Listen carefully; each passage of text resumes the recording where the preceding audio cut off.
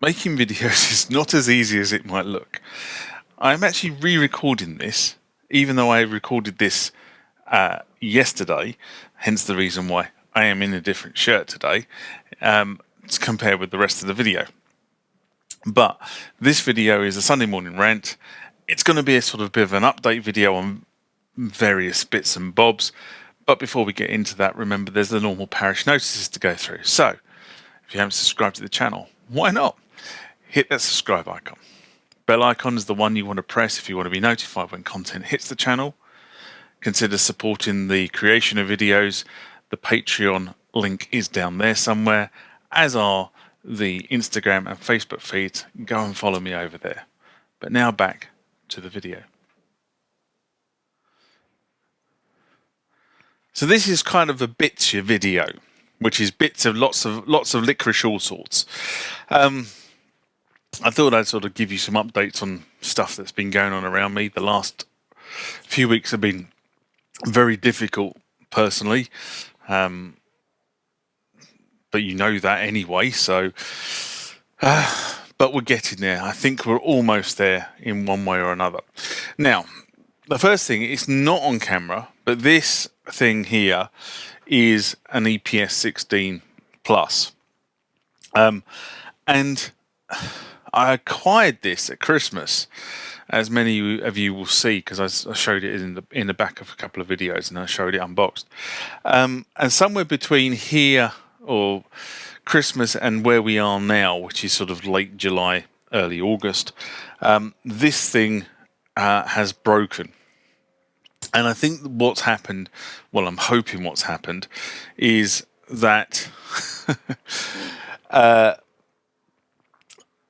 a connector came loose and I reconnected it, and I've blown some fuses. That's what I'm hoping I've done. However, I think there's probably more to it than that, because when I first got it, it was displaying some error messages, and I think I've just got to track all those down. So there is going to be a series of videos, I think, about this EPS16, which by all accounts is a fairly brilliant machine. However, I think this one that I acquired has actually been through some pretty serious wars. When I get into it, there's definitely a piece missing down the front here. You can't see, but actually you can see my hands going all the way in, and I can almost get to the board. So I think there was meant to be something there. I'm not sure. All this is incredibly loose. So I do think that somebody's been inside this machine before me and has been playing around with it. It could be that this machine actually is parted out, if I'm honest. We'll just have to see what goes on. But I did want an Ensoniq EPS16. I might have to go and look for another one. So that's the first thing. The second thing is, I don't think I've ever put this, but having in the studio, and this is a really cheap device, but if you're using batteries, I never used to really use batteries in the studio, but if you're using batteries, one of the things that you need around very quickly to test whether your batteries are good or not is a little meter. Now, yes, I could use my bigger meter, which is down the side of this cabinet here. There's my bigger meter. Okay, there you go, like that. That's my proper multimeter that I use when I'm doing proper repairs. Put that down there. I also actually came across the other day these meters. Now I used these for years. Very, very simple meters these are. Incredibly good, and they're small, and you can put them in your pocket. And that's why I use them. I've actually got two of them. I came across two of them. There's the other one. Exactly the same. Now, I can't tell you where these came from because I've probably had these about 30 years. And they're both dead in terms of the batteries. There's nothing there now. They take two little coin cell batteries, if I remember correctly. That one looks like it's been further in the wars because the LED screen's bleeding. But these were fantastic little meters. And say you just put them in your pocket. Rated up to 500 volts. These things were really, really good meters. Or I used to use them a hell of a lot. Anyway, going back to this. But you need a quick way to test batteries. Okay, and I found that I didn't have a quick way to test batteries until recently, so I ended up having to go and buy one. And this thing, this microphone that's around my neck, uses one of these square batteries. And what I was finding was I was actually throwing square batteries away before I needed to. And there you go. So if I do that, you can see. Oops. Oomph. Okay. Very simple. Highly recommend get a this is cheap. I mean, cheap as chips. I mean, really, really cheap. But it does the trick. Only a couple of dollars. But it saved me throwing a lot of batteries away, where the batteries actually, or one battery, or one cell in a set of 6 has failed. So, that was number 2. Number 3, this thing caused me to have to go and buy some fuses, and it sounds the daftest thing in the world, but I found that with the move, I can't find my fuses. I don't know where they are. Normally they would be in a specific box. They're not in the specific box. Can't find them there. When I was up at the lockup, I went through several boxes up there. Can't find them there. So I ended up having to go and buy some fuses. And I thought actually this was actually quite a good all-purpose glass fuse kit. Okay, from someone called Bojack. And it goes from glass fuses, 250 volt glass fuses rated at 0.1 of an amp all the way through to 20 amp. Okay, so this thing here, I think I know, needs 2 4 amp fuses, and there they are. And again, cheap as chips. So, very useful. It's going to come in very useful going forward in the repair shop. Another thing that was really interesting the other day was somebody contacted me on the channel. I say the other day, I mean, it's probably going back about 2 months, I suppose.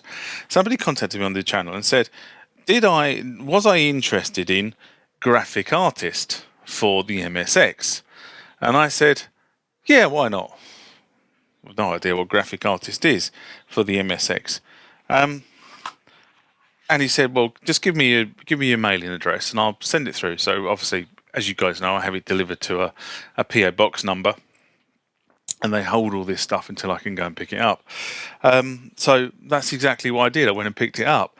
And I've got no more detail about it, and I will be doing a series of videos on the MSX.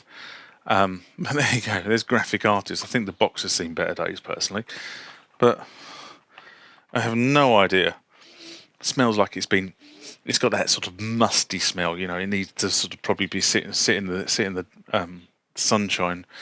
So we've got some really hot days coming up, so maybe I'll just stick the box in the sunshine without the cartridge in it. Yeah, it's got a big musty smell. So that turned up. And then these turned up. Now, I did go looking for these, I have to be honest.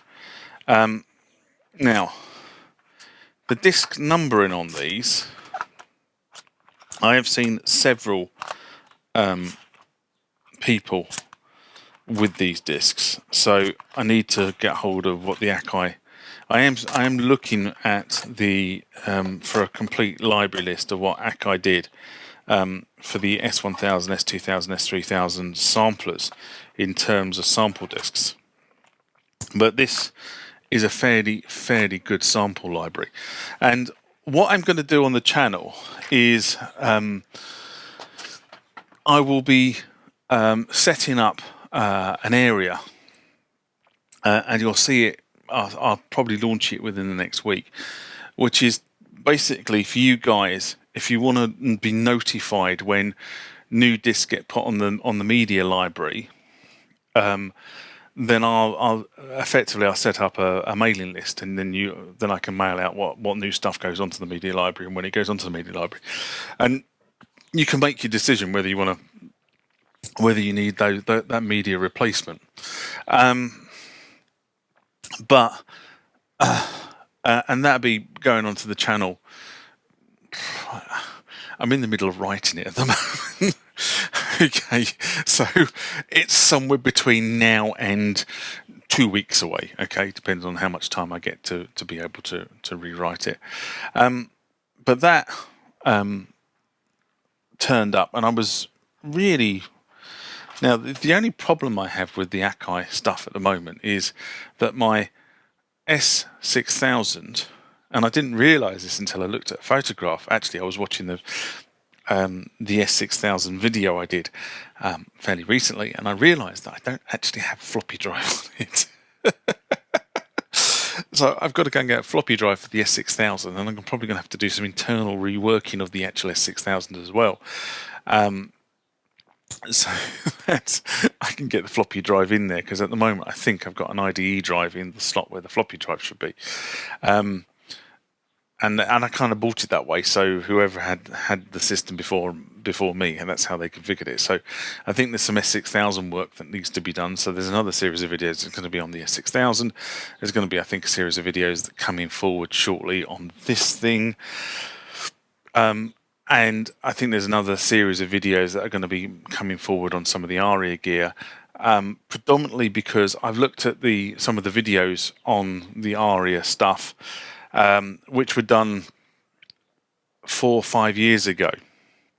And while the videos are informative, what I realise is I didn't have the setup I have now.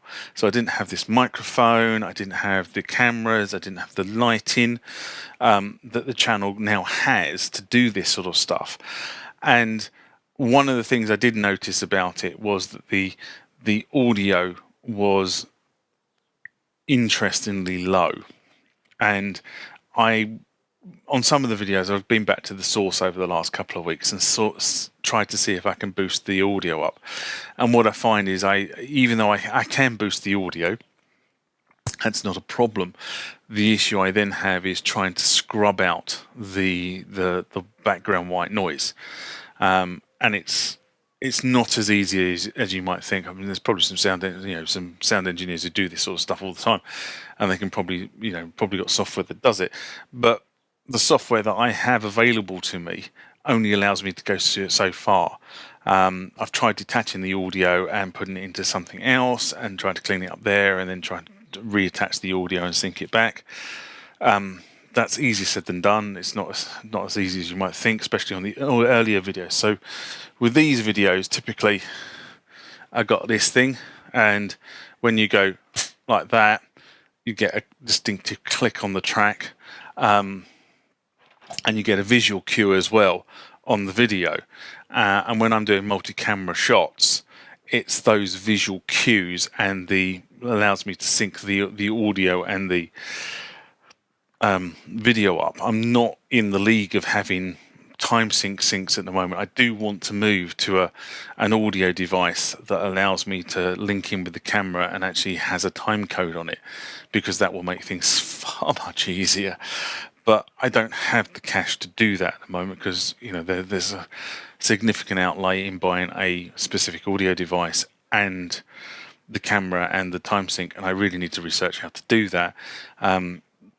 It's not been high on my list of priorities at the moment, so that is where I want to go. I want to improve the quality of the videos. I've always wanted to improve the quality of the videos. It is slowly getting there. The equipment around me, the lighting, and you can't see it at the moment, but there's off here, you can see the shadow. New LED lights I bought, which actually make a hell of a difference to the videos. And also I've got lights now projecting onto the back here, which sort of gives you that 3 light affair. So one light on me, one light on from the side, and one light onto the back. So those photographers amongst us know that's the standard way that's how you would set up a photo shoot to try and make the image pop. So you do the same with video, apparently. Set it up in exactly the same way to try and make me stand out from the background. So, you know, there's things going on. Better audio quality coming in from a mixer now, so rather than how I used to do it. So we're getting there, okay? But there's still stuff that needs to be done, especially for multi-camera stuff. So I want to, in here, I want to bring down, and you can't see it because it's out of shot, but I want to bring down a frame that brings me down so I can really sort of focus in on what's going on the worktops, workbenches, either this one or that one when I'm working on keyboards, because it's getting into multi-cameras, being able to work between the environments. The other things I bought this week, actually I didn't buy them this week, that's not strictly true, I bought them in the last couple of weeks, and these haven't been out of the boxes yet because I bought them to do a particular task and I haven't done the task yet. So the first thing I bought is this thing. Okay, and this is a crimper. And the reason I bought this is because I have for years been using these as a crimper. Okay, these have been my universal wire stripper crimpers from God knows where they came from. Camsa Tools, but I've had that for years, and that was my crimper, and I've got two of these, or two things that look like that. And I've never been happy with crimps done with those. So I finally got round to buying a set of crimpers that are more industrial. Now what these do is these work on the principle. This is just literally a simple lever. Boom, boom, boom, boom, boom. And these work on a ratchet. So by the time you get them down to there, right, you've got the full force of the lever. And it does, or it will make crimping a lot better. Now I know in here, because I had a look in here, that some of the wires in there, a couple of the wires need to be properly crimped and terminated. That's what this is for. You'll see this use when the videos are done. But that was one of the things that got purchased, and I thought I'd treat myself to that. And the second thing I bought, and I have no idea how good or bad this thing is, and it was kind of bought on a bit of a whim, if I'm honest, and that is this thing. From the same company, from Perceiver, the company is. And what this is good at, again, it's a lever, so you have to release it. And if you look in the centre there, you can see that sort of cubed star thing. As I push that down, that gets much smaller, and it's again a lever style operation. And the reason why I bought that is quite often you need to put a wire into a specific hole, and you want to make sure you have a very good grip on it. And there you go, they're the bits. So effectively what happens is when you put it in the jaws of this thing, put the wire in, and then you put it in the jaws of this thing, and it takes that round crimp and it makes it square, and it crimps it tightly to the cable, which means that when you're putting it into a terminal, you get a much better contact, because the terminal screw is making contact with the crimped terminator, not the wire. And you also know that the wire is going to make contact. That was the reason why I bought that, and again, I've got a use for that, so that will be coming up on a video. But I just thought it was a really interesting tool, really useful, interesting tool, should I say. And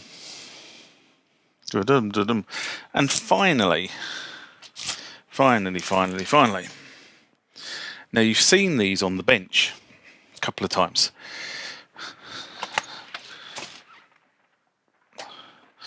And in a previous video. Okay, so this arrived, and I am building up quite a selection of these now. Oops, what's going on here?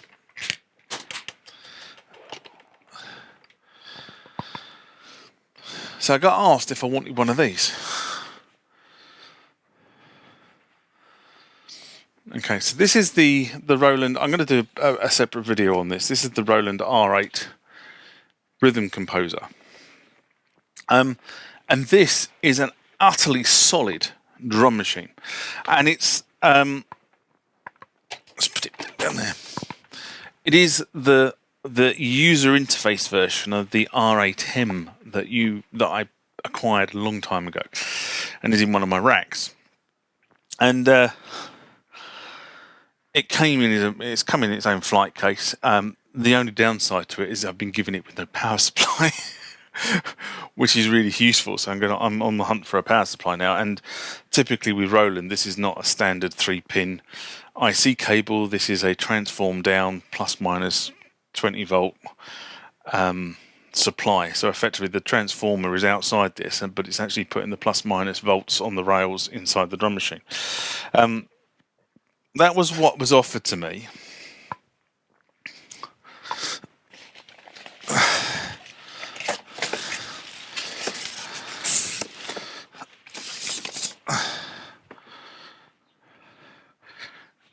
And it came with this.